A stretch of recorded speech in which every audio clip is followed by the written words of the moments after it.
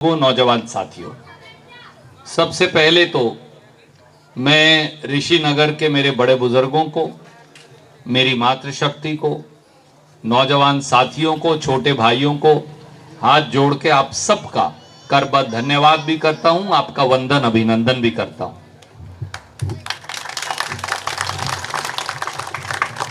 मेरे बुजुर्गों, साथियों, माताओं, बहनों, नौजवान भाइयों, इलेक्शन में अब 29 दिन रह गए। 2005 से 2014 तक आपने अपने इस भाई को, अपने बेटे को इस इलाके की सेवा करने का मौका दिया। ये शहर जो एक गांव की शक्ल में था, ये शहर जिसमें ना सीवरेज था, ना पीने का पानी था, ना बिजली की व्यवस्था थी, ना पार्क था, ना पॉलिटेक्निक था, ना स्टेडियम था, ना कॉलेज था, वो सारी चीजों का निर्माण मैंने और आपने मिलकर किया। ऋषिनगर का ये इलाका मेहनत कशों का इलाका, और ऋषिनगर का मेरे हृदय में, मेरे दिल में तो विशेष स्थान है, क्योंकि आपका प्रेम और आशीर्वाद, अच्छा समय आया, बुरा समय आया, मेरे साथ लगातार बना रहा, और उसके लिए मैं विशेष तौर से ऋषिनगर का शुक्रगुजार हूं।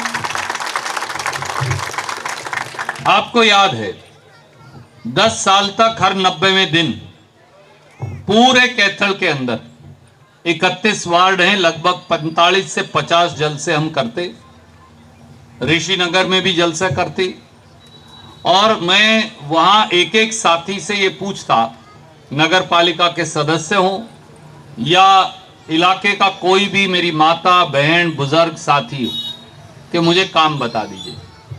और माँ जी कई बार तो 12-12, 1-1, 2-2 बजे तक वो चलता।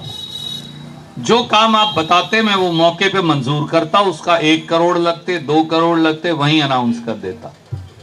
90 दिन के अंदर वो काम पूरा करता, 91वें दिन फिर आपके पास हाजिर हो जाता। 10 साल तक इस शहर का स्वरूप बदलने में आपने मेरी मदद की।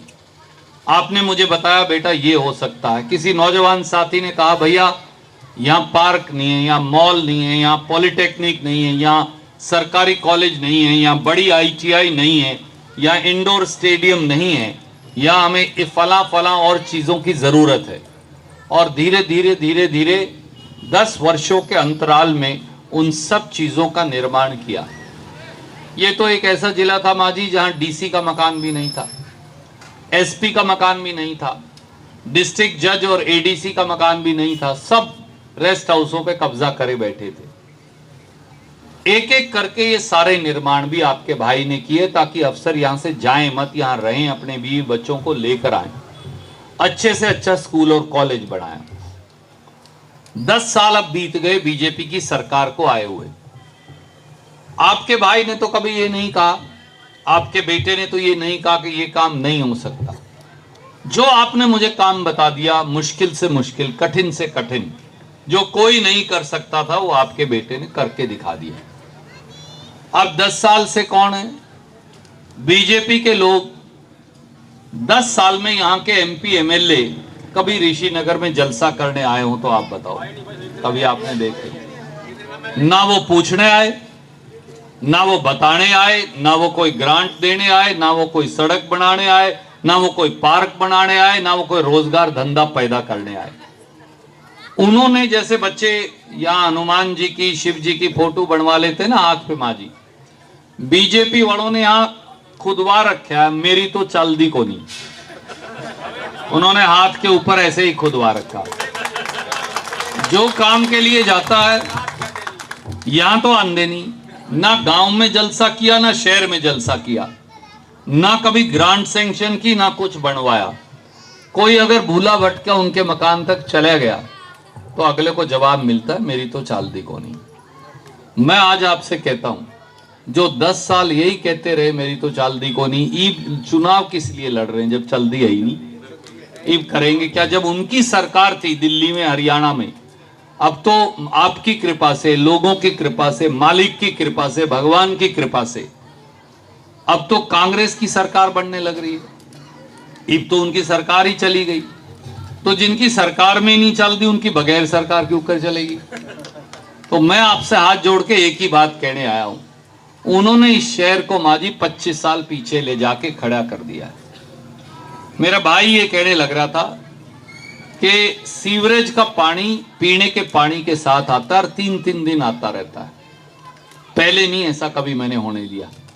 सीवरेज ब्लॉक हो गया जी, किसी ने साफ करने नहीं आया।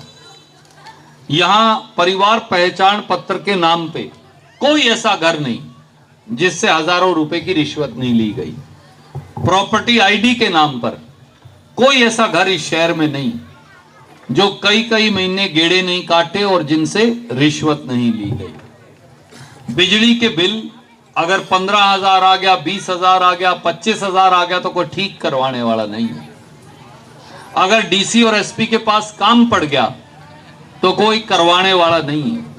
ये मेरी माताएं बैठी, अगर इनका पेंशन के लिए अंगूठा थोड़ा हल्का पड़ गया तो हजारों रुपए की रिश्वत देनी पड़ी, कोई सुनने वाला नहीं है।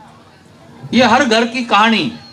अगर किसी बच्चे को रोजगार की जरूरत पड़ गई तो रोजगार दिलवाने वाला नहीं है।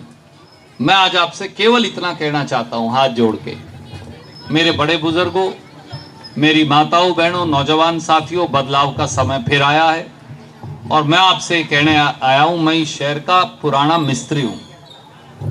मुझे सड़क बनानी आती है, सीवरेज आता है, पीने का पानी बनाना आता है, कॉलेज स्कूल बनाना आता है, पॉलिटेक्निक बनाना आता है।